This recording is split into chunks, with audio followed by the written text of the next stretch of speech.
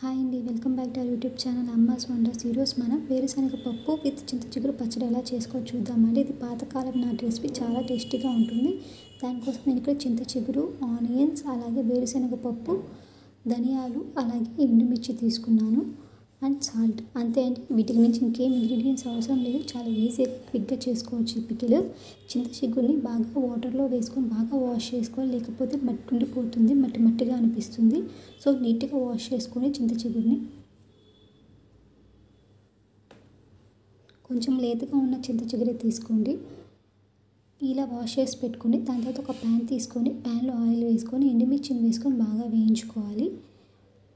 ఈ ఎండుమిర్చి బాగా వేగిన తర్వాత మనం ముందుగా తీసి పెట్టుకుని 1 టేబుల్ స్పూన్ ధనియాలు కూడా వేసుకొని బాగా వేయించుకోవాలి. వీటిని వేయించుకొని పక్కన తీసి పెట్టుకొని చల్లారబెట్టుకోవాలి. దాని తర్వాత మళ్ళీ ప్యాన్ పెట్టుకొని ప్యాన్లో ఆయిల్ వేసుకొని వేరుశనగ పప్పును వేసుకొని వేయించుకోవాలి. ఆల్రెడీ వేయించుకున్నవే, కానీ మళ్ళీ ఒకసారి నేను వేయించుకుంటున్నాను ఆయిల్ వేసుకొని. వీటిని కూడా పక్కన పెట్టుకోవాలి. దాని తర్వాత ఒక ప్యాన్ పెట్టుకొని వాటర్ వేసుకొని అందులో ఈ చింత చిగురు వేసుకొని ఉడకపెట్టుకోవాలి. నేను ఇక్కడ ఫస్ట్ చింత చిగురు వేసేసి తర్వాత వాటర్ వేస్తున్నాను.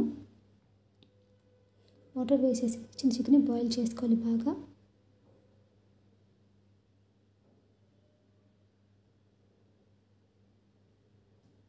మా ఛానల్ని మీరు ఫస్ట్ టైం చూసినట్టయితే లైక్ చేయండి, షేర్ చేయండి, సబ్స్క్రైబ్ చేయండి. అలాగే మా ఛానల్ సబ్స్క్రైబ్ కూడా చేయండి.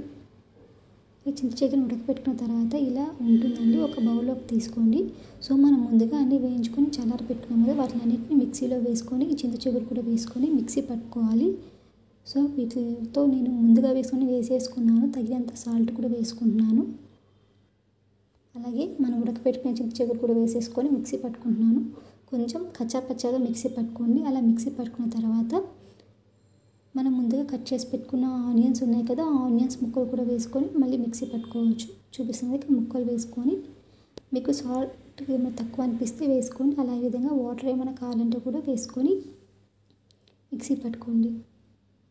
అంతే అండి, పికిల్ రెడీ అయిపోతుంది. చాలా బాగుంటుందండి. మీరు కూడా ట్రై చేసి ఎలా ఉందో షేర్ చేయండి. Thanks for watching. Thank you.